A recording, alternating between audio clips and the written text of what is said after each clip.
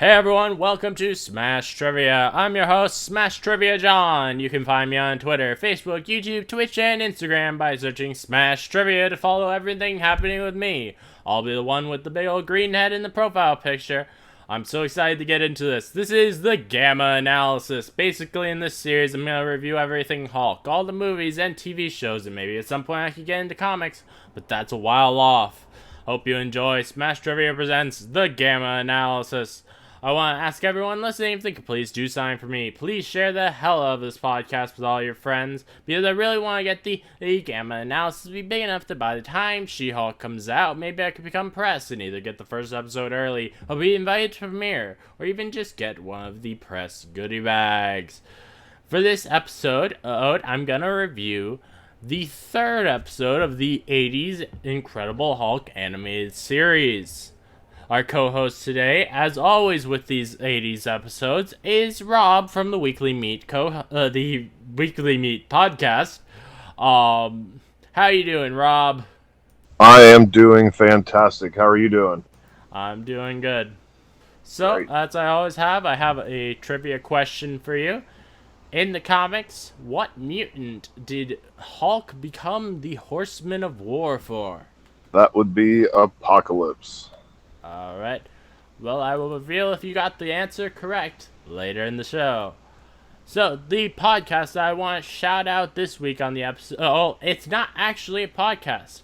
What I wanted to shout out this week is Actual Fandom. This is a great small YouTube channel that I recently found, which this channel, they have an absolutely incredible hour-and-a-half long video defending Hulk's journey throughout the entire MCU and how it perfectly shows Bruce/Hulk's trauma. This is a video that I honestly cried watching because of how beautiful it is and because of how much I could see myself and my trauma journey in it. So please watch this video and check out the channel of Actual Fandom. So, next thing I want to just say real quick, while I'm not going to be doing any podcast episodes on the Miss Marvel show on Disney Plus, I did want to real quick mention, and at suggestion of my friend Nader, that there's some really great, fun Hulk fan moments in that show. So, everyone definitely should be watching Miss Marvel on Disney Plus right now. It's so good. Oh, yeah. I can't tell you how much I love that first episode. I don't know when you're going to release this, but my God, it was so good. Yeah, it was. I was surprised by how good it was, but it was. I absolutely loved it. Yeah, but normally a lot of things where lately when I feel connection to things, it's because of crappy things from my childhood. But this show, I was able to relate to it with some actually good moments from my childhood. So that was kind of awesome to be able to feel I've always been a Marvel fan, so it's and having a show about a Marvel fan is really cool. All I got to say is there needs to be an Avengers Con ASAP. Oh, yeah. And if there were an Avengers Con in real life, I would be spending so much time looking at the things that Hulk smashed. That would be that would be so cool. So the episode that we are reviewing today is titled "The Origin of the Hulk." So Yes. the first thing I wrote down was that right after the intro ends, there is some art for the episode that I found really cool. It is Hulk mid transformation as his shirt is tearing. So I just thought that was really cool. I wanted to real quick mention that. Did you notice that? I did not. It was some really cool looking art. So we get our first Stan Lee narration for the episode. He introduces himself and says, "We all know the Hulk is the strongest and strangest creature on Earth. Now, hang on to your hats, heroes, cause here's where we learn how he got that way. This is the lonely desert, the mysterious desert, where all is silent, too silent, with the scent of danger in the air." And then we see a wolf is about to eat a bunny, but they both get scared away by this hovering ship. And then we go to Rio's Rancheros, and we see Rick and Rita talking about a party that's happening later that night. Rick makes a comment about Rio letting him off work early, and Rio responds by making a snarky comment saying how he doesn't think that Rick works. He just hangs around making googly eyes at his daughter, which I found that hilarious. Yeah, Rick Jones is always up to no good. Oh, yeah. So, he lectures Rick on using proper names when speaking to them, and then the building starts shaking. Yeah, I haven't... Oh, sorry, bud. No, you can... I would say in my notes, I said, don't call Rio Pops. Yep. So, Rita... runs outside to see what's going on, and Rio tells her don't, but she doesn't listen. Rick follows her out, and they see the ship above them, and Rick holds Rita to protect her from the wind. And later in the episode, you'd think. Since Rick and Rita saw this, maybe, just maybe, they would have said something about it when they were at the army base. Nope. Nope. It's almost as if they just forgot about it. Not even a mention. We then see a sign that says, "Danger! U.S. Army testing zone. Stay out. Danger." And then the ship just flies right through the sign and through the fence. Then we see in the lab they get ready to test the gamma bomb. A Dr. Carlson, Carlston, and in the video I had some air quotes there because there's something going on with that guy. Which we'll get to. So is asking Bruce about what if you made a mistake? What if something goes wrong? And Bruce assures him that he's not made any. The quote unquote doctor keeps questioning, how can you be sure? You must let me check your formula. Bruce says the formula must stay secret and safely hidden until we successfully complete today's test. The doctor says, "A stubborn man is just asking for trouble, Mr. Banner." The doctor walks away past Betty, ignoring her. And I put Dr. Carlston in the air quotes, immediately when I wrote all this stuff down before I'd even watched the rest of the episode, because I've read the original comic that this is based on, and there's a character. I don't think he's named the same thing, but he's just like this character at the beginning where and we find out in that comic that he's definitely not a doctor. He is a Russian Russian like secret agent, like a double agent. Yeah, who was placed in there. He's not a Russian and double agent in this, but he is still not a doctor. Right. So let's see. Betty notices a contact on a radar, causing the guy who's supposed to be watching that to shout, "Major Talbot!"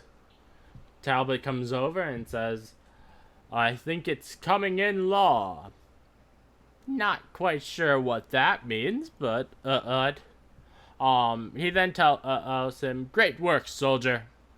He walks away, and then the guy thanks Betty for the help. Which was awesome. Yep. Though I wish he hadn't taken the credit for that to Talbot. Yeah. But Talbot's just going to take the credit for it anyways. Yeah. So the Talbot says over the intercom, "Beta Squad, scramble code red." And then we see some soldiers get into fighter jets and take off. And then Bruce says over the intercom, "This is command control, or command central. Hold the countdown." And then we see Talbot looking out the window and asking, "What's out there?" And then he says, "We'll know in a moment, Banner." And one of the jets is able to finally see what was on the radar, and they ask him what it is. He responds, "A UFO! A genuine UFO! An unidentified flying object!" And then the other jet pilot says, "Object? No, that's a spaceship, buddy boy. A spaceship like right out of the movies." And Talbot tells them to pursue. They chase it, and the spaceship drops a nuke-shaped thing on the ground. Neither the jets catch this, but one of the jets apparently has a bioscanner that tells them that there's no life aboard. And somehow, I really do not think that the military would have had this technology in the 80s. Well, since this was out in the 80s, I did put in the notes that after seeing this scene, we now know where Iron Man and Black Adam got their inspiration for the plane chase scenes, because we get it from the UFO and the chase scene. And then the other note I have on this is, how the hell is the government going to blast a UFO out of the sky and just move on? They're just like, "We got them. No signs of life. Moving on." Yeah. I was just like, "What? No." Yeah. Oh my god. So, and I don't even think we have that that kind of technology today to be able to have the for those bioscanners. Not even close, probably. The closest thing we have is heat signatures. But there's definitely no kind of computer that you can just hook up and it'll tell you no life. No life on an alien spacecraft. Good to go. Oh yeah, that reminded me of the of last episode when the computer was saying the only thing that can stop the enemy is the Hulk. The Hulk. The Hulk. The Hulk. Next thing, let's see. Betty asked Bruce, "What do you think? A robot ship?" And Bruce says, responds, "Probably." And Talbot says, "Shoot it down, Beta Leader. Engage and destroy." They shoot the ship, and then they say that the UFO is out of control as it starts smoking and crashing into stuff and is on fire. What a great crash on the way down too. Oh yeah. They just like turned the camera sideways and shook it. Yeah. So then, and it explodes at the bottom of a canyon. Talbot says, "Well done, Beta Leader. See anything else?" And the beta leader says, "Not a thing." And so the Jets head back to the base as the camera pans to the nuke-shaped thing, which we now know was an escape pod of sorts. It sprouts spider legs and drills into the ground, disappearing.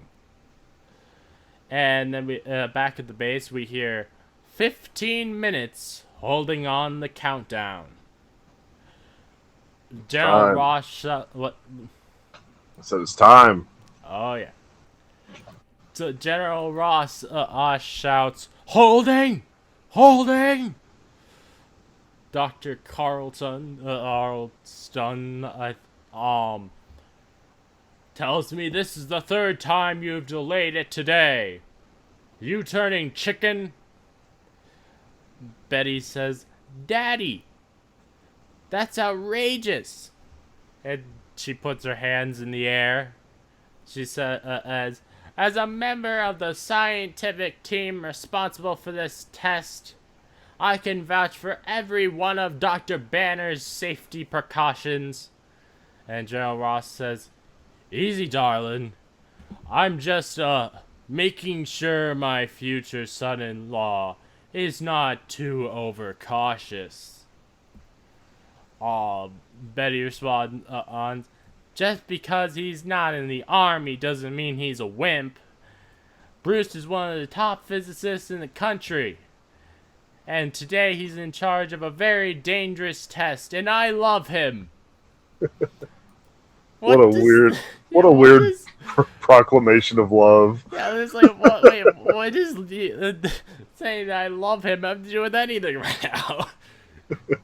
It's like, oh, never mind. Proceed. Yeah, but also, it kind of seemed in this scene, and General Ross seemed like a lot more of a pushover than he normally is. And I get he's talking to his daughter, but I was just surprised by like how like calm he was and kind of reasonable. So I put in my notes later on, asking if this was if they actually made the origin as the pilot, because Yeah, that's why I'm wondering. the transformations were different than the last two episodes. I love the transformations. We'll get to those, but what did General Ross looked bigger, like he was drawn more rotund, like he was round. Okay, So I noticed a couple little things that you don't see, that we didn't see in the first two episodes, and I'm wondering if they removed them after the pilot aired.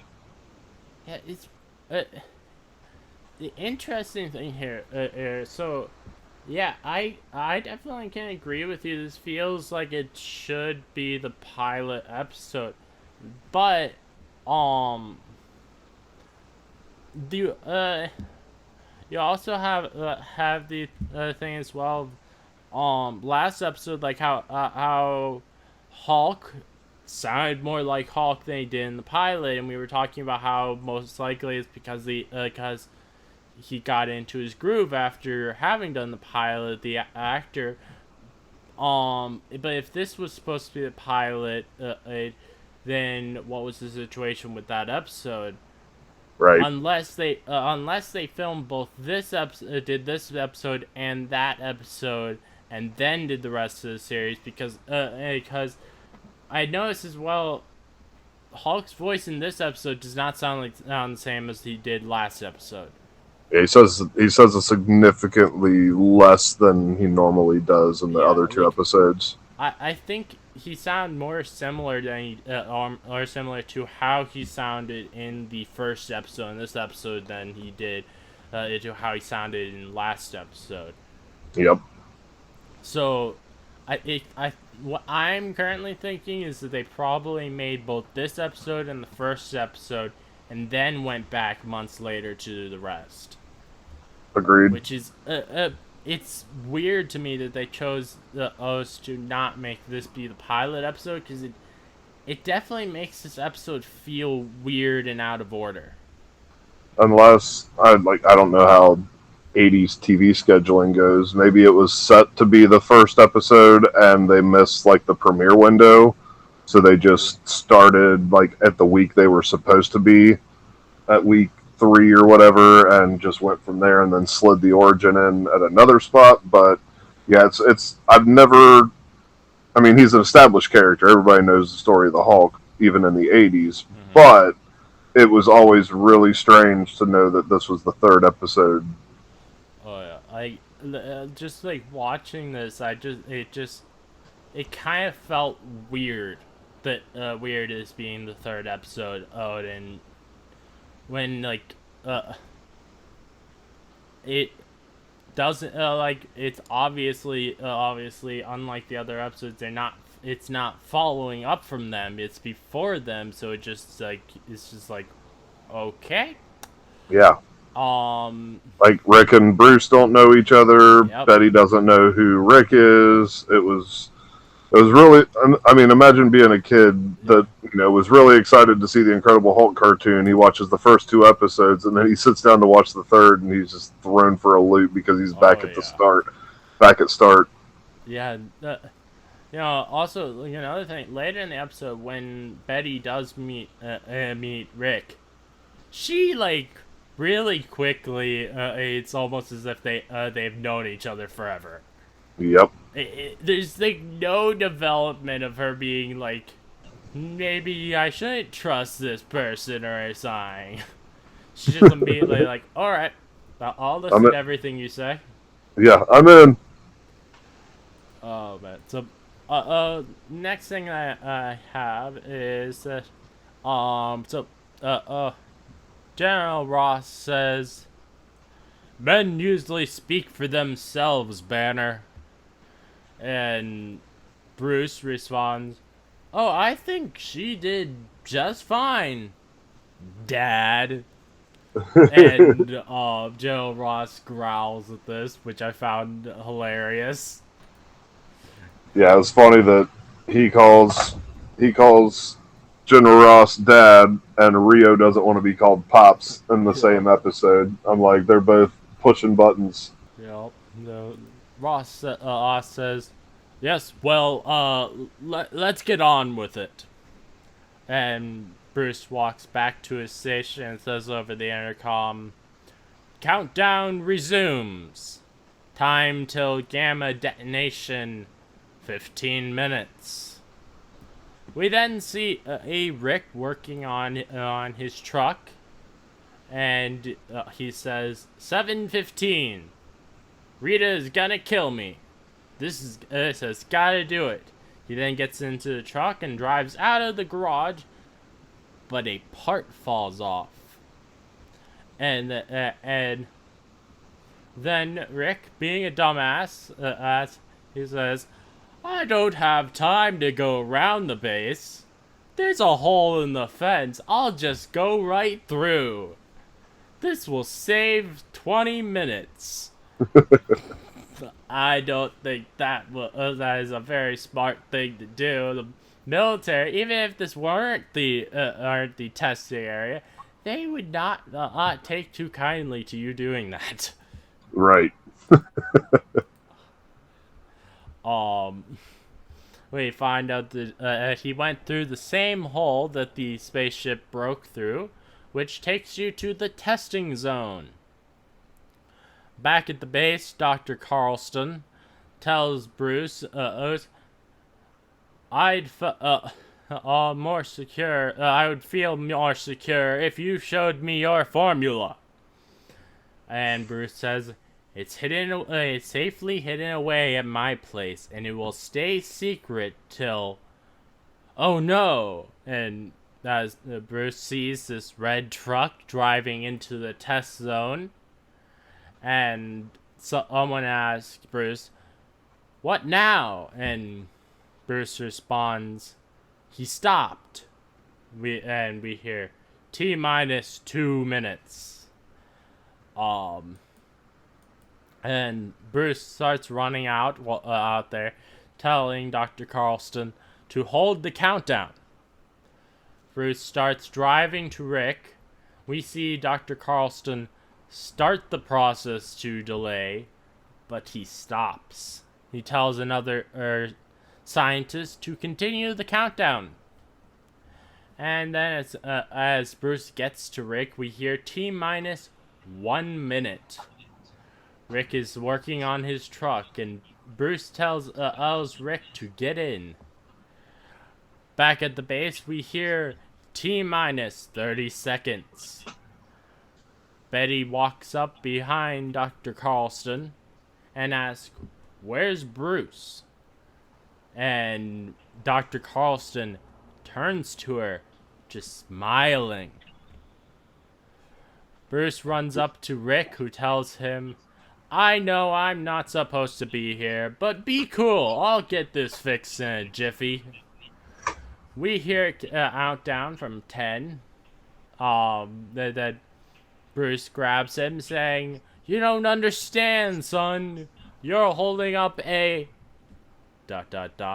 He hears the alarm that tells him it's starting.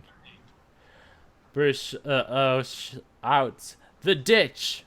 pulling Rick as he runs, and Betty looks out the window, putting on protective goggles. Bruce is able to just barely get Rick into the ditch as it goes off. Sadly, himself is not so lucky. And we get the classic shot of Bruce in the air, both from the intro of the series and of the first ever Hulk comic, which this episode is based on. It's glorious to see in animation and in color. And we hear Stan Lee narrating, "To save a teenager's life, Bruce Banner's helpless body had absorbed some massive bombardment of super powerful gamma rays." And he continues who's later at the base Ace hospital, just a few minutes before the most incredible transformation of all time is about to take place. Bruce wakes up. I would say all this because Rick Jones wanted to get laid. Oh yeah. If only Bruce woke up and hulked out, and Hulk was just like, "This is your fault." Mm-hmm. So, the most incredible transformation of all time is about to take place. Bruce wakes up to Rick above him, and Bruce asks, "What? Where? Who are you?" And Rick says, "I'm the guy whose life you saved, Doc. You pushed me into that ditch and then fell on top of me, shielding me." Bruce says, "Oh, the kid with the truck." And then Rick tells him his name. And Rick says, "They told me you are who you are, Doc. I'm sorry I screwed up your test." And Bruce says, "You didn't, Rick. You didn't set off the gamma device knowing I was right under it." And then we see a Dr. Carlston and ask a nurse, "How is Bruce doing?" "Well, he won't be getting out tonight, right?" And the nurse tells him, "There's no chance of that." We get a zoomed in shot of Dr. Carlston smiling. Bruce says, "I wonder why we're in such a tight security room. No windows, no phone, and the door's bolted." Bruce puts his hand on his head in pain and asks Rick how he's doing. Rick says, "I'm fine. You?" Bruce responds, "Strange. Different. First thing, we need to get some answers, and that means getting out of here."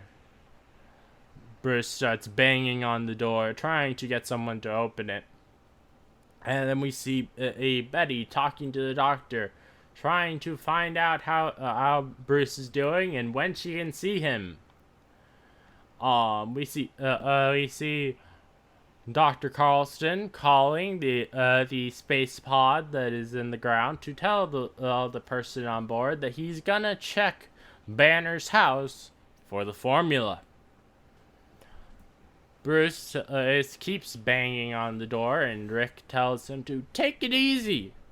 You're getting yourself all worked up. Bruce says, but I have to tell the general about Carlston.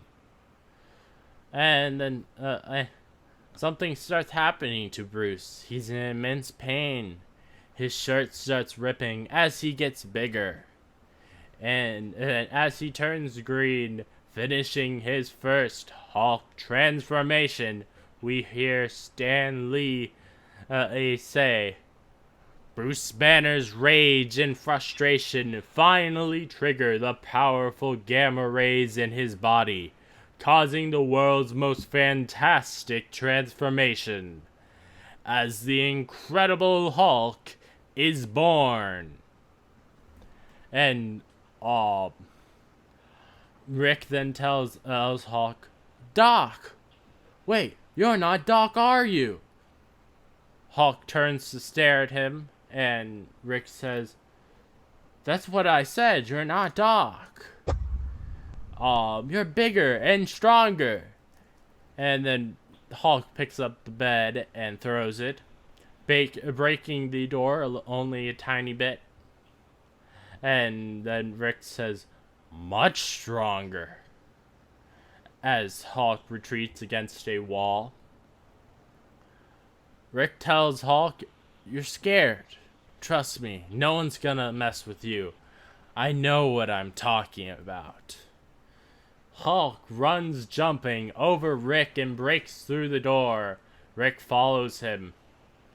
We see Betty as the doctor leaves, telling that she'll see Bruce right away.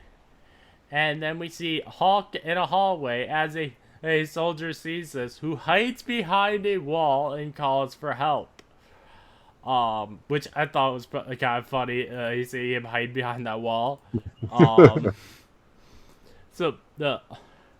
We see a Betty and Hulk run into each other for the first time, which was really cool how they set this up with them both turning to around the same corner, and she asks, "What? What are you?" As Hulk walks past her, she says, "Don't go." And she tries to chase him, but trips on a bucket. This knocks her out, which I feel like should not have knocked her out. That most people just falling to the floor does not knock them out, but okay. Correct. It's Betty. We'll have to give her a pass. So Hulk notices this, and so he goes back and picks her up. And some soldiers rush him, but Hulk throws a stretcher at them, stopping them. That stretcher was so big it covered 3 people. Oh yeah, that was really funny. Oh man. Rick rounds the corner and asks the soldiers that are on the ground, "Have you seen a great big Hulk?" And noticing the condition they're in, he says, "Yeah, you seen him all right," which I thought that was hilarious. Yes. Oh man! And so Hulk and Betty break through a wall, and Stan Lee narrates, "A raging panic fills the air," and then we see a shot of a surgery taking place. And then Hulk jumping around outside over buildings, which I love seeing that a lot. And Hulk is surrounded by military, but he just jumps away, which it's again, and I just love Hulk jumping, and especially it's cool him jumping while he's holding Betty. Rick gets in a car to chase Hulk, saying, "I bet I know where he's going." And I wrote, how the hell would you know that? He Rick Jones just knows, man. you just met Bruce Banner in today. You don't know enough about him to be able to tell where he should be, where he would want to go. And But that also, even time, if he somehow knew he would want to go back to his house, how would you know where his house is? that short time they spent together in that locked room was everything, John. Like Yes, everything. everything. And also, while he's you know, I'm guessing Rick got locked in there while Bruce was sleeping, so he had to watch Bruce sleep, which is also really weird. That's how he knows so much. Maybe he was searching his pockets for his military ID. That's how he knew who he was when he woke up. So Stanley narrates, spurred on by some dim, clouded memory, Hulk heads for places that Bruce Banner knows best. Hulk holding Betty a walk into Bruce's house, and inside, Dr. Carlston is looking for the formula. Hulk at first does not notice this, but and so Hulk flips back over an upside down couch and lays Betty down onto it.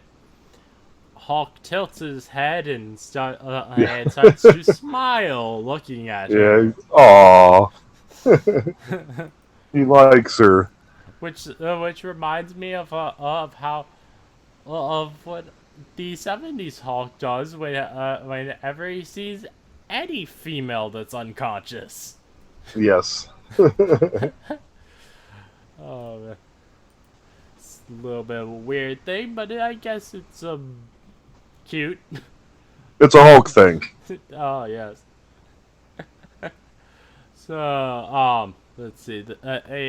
Dr. Carlston tries to open a stubborn drawer, which causes a lamp to crash and break on the ground. This alerts Hulk that he's here. And also, inside the lamp was the formula. Dr. Carlston calls back to the space pod to let them know he found it, but he gets interrupted by Hulk standing over him. We then see Rick arrive, and Rick walks in to find Hulk thrown up against a wall. Apparently, Dr. Carlston has superpowers as he lunges at Hulk, but happily Hulk moves out of the way and grabs him, picking him up. And Rick is shouting, "No, no, no! Don't hurt him!" And then something falls out of Carlston's pocket, and no one notices this thing that fell out, but Rick does notice his robot arm. And Carlston and tries grabbing Hulk, but Hulk throws him into the ground, exploding him. Robot murder. Yeah. So, and then Hulk starts having a headache, and he falls to the ground, knocked out. Which, it is the second time someone just gets knocked out out in the episode. It just fits the script. It's funny that those things happen both in the same episode. Right. At this moment, Aunt Betty finally comes to, and Betty asks Rick, "Who are you? Where am I?" And I'm surprised she doesn't recognize the house that her fiance lives at. I would imagine he probably's taken her there before. Oh, it was a different time. It's a different time. Maybe. He was still courting her. Oh, The thing is, earlier in the episode, I think it was General Ross who mentioned that they were engaged. It would surprise me if someone was willing to get engaged to someone without seeing their house first. Oh, Weird. She just trusted him. I guess. The power of Bruce Banner. Oh. Yeah. So, then Rick starts explaining the situation to her, and we hear Stan Lee say, as the mystified Betty Ross listens to Rick's explanation, she doesn't notice the startling transformation which again takes place just a few feet away, as the Incredible Hulk slowly begins to change and change until... Betty says, "Look, there's Bruce, on the floor over there. He's breathing normally." And I wrote, did Bruce's shirt just magically come back on him? Which I thought that hilarious. How hilarious that his shirt definitely broke off, but he's just wearing a perfectly new shirt now. Just chilling. Oh yeah. So, Rick asks, "What are these papers?" And Betty says, "The gamma formula. That's what Dr. Carlston, the robot, was after. I'll keep it for now. Don't say a word about this to anyone." We see on the ground Carlston's communication device beeping, and on the other end, in the space pod, the pilot hears the entire conversation between Betty and Rick. And then the pod uses its spider legs to come out of the ground. And then we see Talbot arrive, asking, "What's this all about, mister? This house is government issue. Look what you've done. And you mean to tell me this is the person I call Dr. Carlston? This Tin Man?" He kneels down, grabbing robot parts. And Rick says, "That's exactly what it is." And Talbot says, "I'm not talking to any punk kid. And I want answers from you, mister." He points his finger at Bruce. And, Talbot says, "About the foul up on the gamma ray test. About this. About some hulking green monster who destroyed the hospital and kidnapped Miss Ross. About a lot of things." And Bruce responds, "I understand your confusion, Major. Frankly, I'm a little foggy about those things myself." Talbot says, "Well, you better get unfoggy real quick, mister. You are under military arrest. Take him in."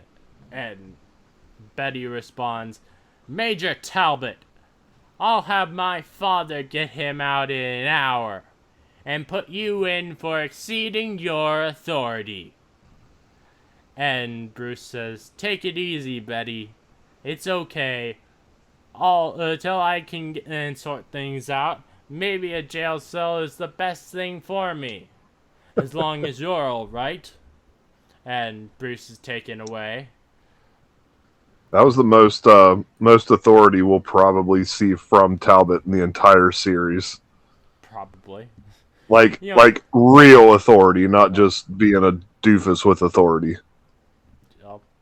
One thing I noticed in this episode, unlike with the other two episodes, Talbot is not trying to get at Betty like he was in those other ones. I'm wondering if he only starts trying to pursue Betty after this because Bruce broke up with her. Right. I would assume. Which, honestly, if that's the case, good on him. Like, not trying to pursue someone else Alice's girlfriend. Right? But for once, he does something actually good. Good guy Talbot. um. So the let's see. Yeah, it was right in this area here where I wrote, was this the pilot? Yeah. Because this is where it started getting. I don't want to say familiar, but they recycled the transformation, and so that's this right in this area of the episodes where I started really thinking about it. Yeah. So then next Rick says, "Don't worry about your lady, Doc. I'll look after her. I owe you." And I wrote, "Oh, I think Betty can look after herself." That honestly kind of felt really rude to say that she needs you to look after her. Which I know it was the '80s, but still, like, Rick just don't know any better. yeah, Betty is a strong, independent woman, and also she'd probably be better off by herself than with Rick, with how much Yes. Rick messes things up. He ruined the gamma experiment, for Christ's sakes. Oh yeah. He could have turned Betty into the Red She-Hulk, Could have. which is actually who the Red She-Hulk is in the comics. Correct. If anyone's wondering why I made that joke. So let's see.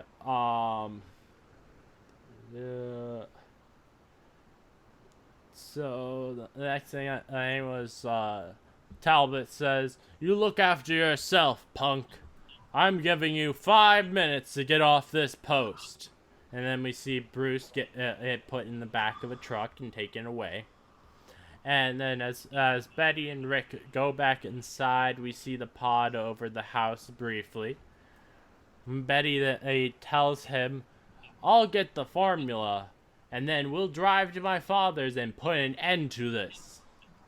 And then Betty gets shocked as she sees the roof getting taken off the house, and then Rick pushes her out of the way as a bit of debris is thrown at them. The pilot asks them, "The gamma formula, where is it?" And Betty tries saying, "I don't know what you're..." The pilot cuts her off repeating themselves and it was sort of like last episode's the Hulk. The Hulk. But this time it's the gamma formula, the gamma formula, the gamma formula. Yes. Which I thought was hilarious. So then, and Rick says, "As your record is stuck, man." He then gets blasted with something. And then Betty then panicked, says, "Rick!" She then turns to the pod saying, "Alright, stop it, stop, I'll get it." She grabs the papers and holds them up, saying, "Here, this is what you want." The pilot grabs her, not just the papers, putting her into the pod, and casually just walks away, which I thought was hilarious. He just casually walks away. And then Rick wakes up saying, "Miss Ross, the crab machine. Go for help, Rick. Babe, go, go, go." Which I thought that was really weird. Rick talking about himself in third person and also calling himself Babe. Yeah. I was like, what the hell? Oh man, that's hilarious. So Rick runs out of the house and gets into a car, and then we see the truck that Bruce is in, and Talbot says, I always had my doubts about you, Banner, and now I'm going to prove them. And, Rick drives up next to the truck and honks to get their attention. Talbot asks, "What is that?" And then Rick speeds up in front, getting in front of them to force them to stop. Talbot says, "You are under." And Rick cuts him off, saying, "Major, it's Miss Ross. She's been taken." And Talbot says, "What?" Talbot says into the radio, "All units converge on Sector 12. And then the military surround the pod. We see Bruce say, "Major, you gotta let me out. I gotta help Betty." And two of the vehicles shine spotlights on the pod. The pod obviously does not like this. And so, the pod explodes one of the vehicles. It was using its laser. And the pilot says, "See how easy it is, my dear." And Betty says, "It's only because you're holding me. If the army attacked you, you'd be finished." And the pilot says, "I really don't think so." The pilot sends a laser, cutting the ground in a circle around them.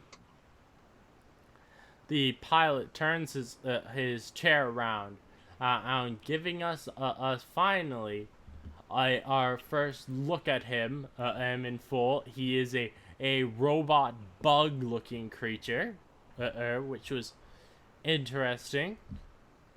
Let's see. He says, "Do you, my dear?" And Betty gasped at how ugly he is, and which I thought was hilarious. And then we see a red car come up next to the truck. Okay, in the truck, Bruce again pleads, "Major, I know I can help. Let me out." And Talbot gets into the red car and just drives away, which I thought was hilarious how he just left the scene. Early shades of coward, Talbot the coward. Yep. So the military shoots rockets at the pod, but it doesn't do anything. Bruce gets frustrated, saying, "Let me out! Let me out!" He then turns into the Hulk, and in the pod, the pilot, it says, "I think I've demonstrated my power. Now we're leaving." And again, he just casually walks away. Which I just think it's so hilarious how he just casually walks away from everything. Hulk in the back of the truck says, "Must get out." And he completely demolishes the back of the truck and then jumps away. I loved this so much. And then in the air, Hulk says, "Must get Betty back." We see a Talbot. Sorry, I wrote, remember the old Chili's commercial with the baby back ribs? I said, "I want my Betty back, Betty back, Betty back." But I want the Hulk to say it like that. That would be amazing. "I want my Betty back, Betty back, Betty back." Oh man, it's a hit. That would be a really great cross promotion between Marvel and Chili's. Is Chili's even around anymore? Yeah, I think it is. I haven't seen a Chili's in many years. Oh man. So and let's see. We see a Talbot saying into a radio, order an airstrike. He then turns and says, "What in the blazes? A monster!" As Hulk lands right beside him. And Talbot says, as a great green hulking monster just almost attacked me. And Hulk just ignores him, walking past the car. Which, you would think that Talbot should know about Hulk already from what happened at the hospital, so I don't know why he's surprised by this. Right. So then, let's see. Hulk grabs one of the spider legs of the pod. And then another tries grabbing him, but Hulk pulls the claw that was holding him completely apart, shattering it. The pilot asks, "What is that thing?" He tries to laser Hulk, but Hulk jumps on his windshield. Hulk punches the glass, breaking it, which I loved. Hulk just ignores the pilot, walks over to Betty, breaking her restraints, grabbing her, saying, "I take you." Hulk walks back to the front of the pod and kicks out the control panel, so now the entire front of the pod is open, and he jumps out. Talbot then says, "No, not on my car," as he runs away, and Hulk lands, crushing the car, even though I don't know how Talbot just knew that was where he was gonna land.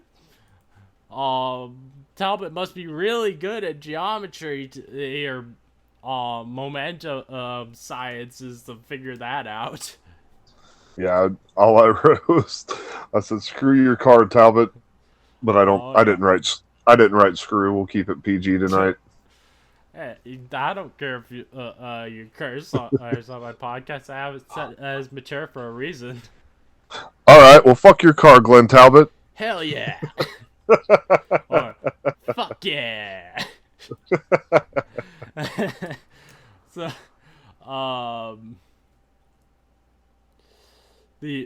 then after landing, Hulk lets Betty down, saying, "Safe now." Hulk jumps back over to the pod, breaking half of its legs off in the jump, and so then the pod falls over and explodes. The pilot crawls from the wreckage.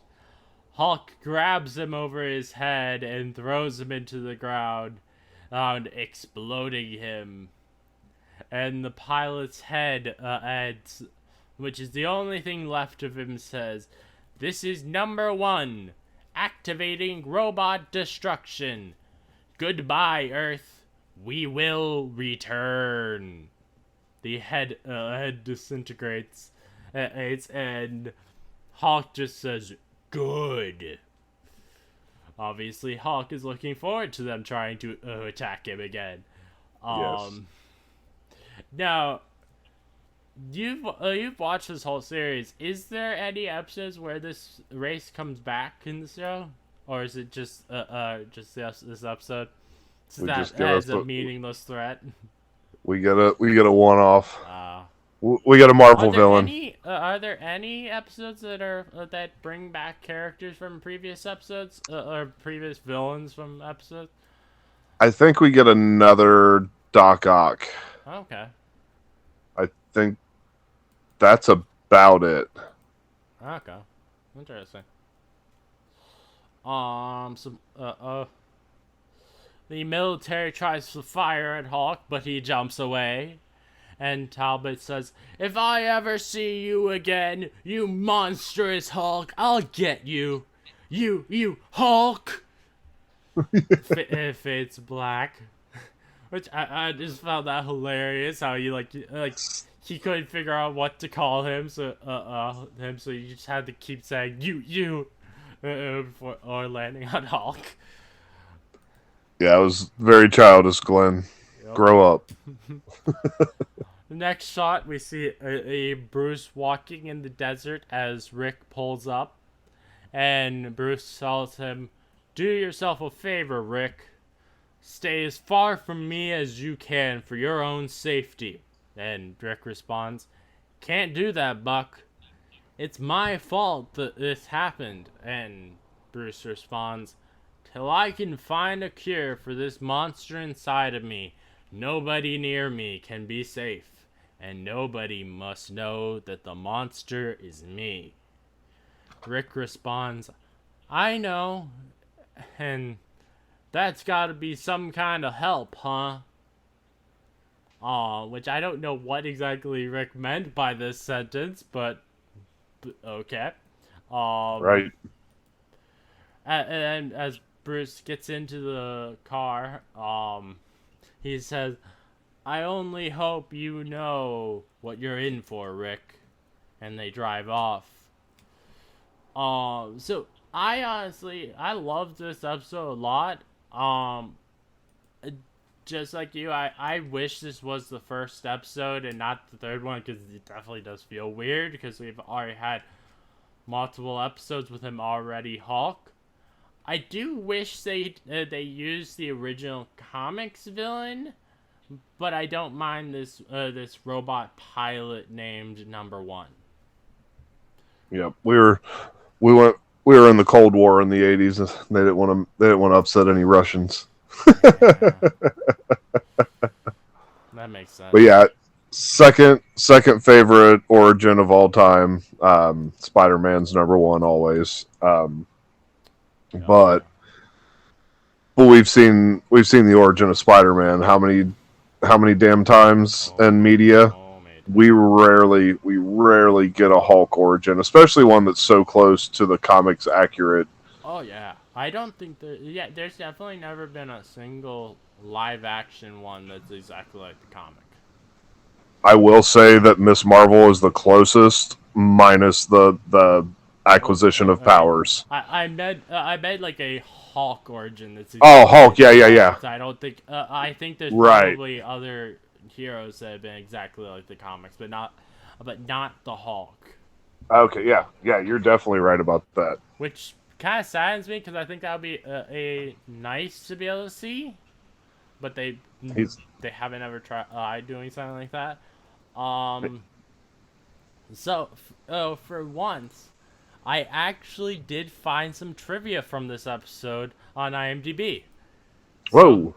So we got, I'll go into that. So this episode is obviously a loose adaptation of the Hulk Volume 1.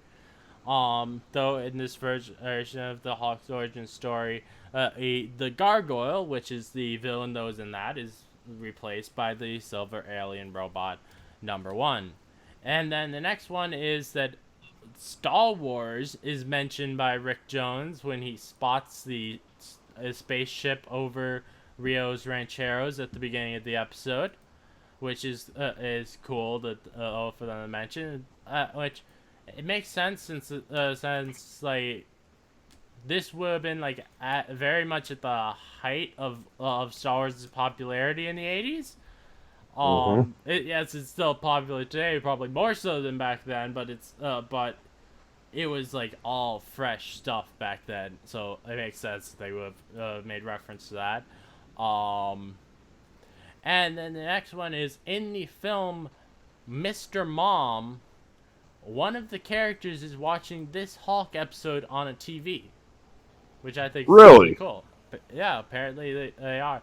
I have not. I love Mr. Mom, so I don't know. I don't know, but yeah, I found that interesting when I saw that on IMDb. What a great movie! And then, and I also found one bit of trivia that I find it really cool. Well, just as personally for me is on the Hulk wiki it said that the Hulk is actually left-handed, which I am left-handed, so that's I thought that was kind of cool to see the Hulk be left-handed. That's awesome. Oh yeah. So and then I actually was looking up one of the actresses in this, and I found another kind of cool thing. So I was wondering why I recognized the voice of Betty in this. And upon looking up the actress, I found that she was one of the original voices of Velma in Scooby-Doo. Really? Yeah. That's She awesome. played Velma in a bunch of different Scooby-Doo related projects. So that was really cool to find out, since and it's like Scooby-Doo is a very big part of art of the cartoons I watched as a child. So that made me really happy to see.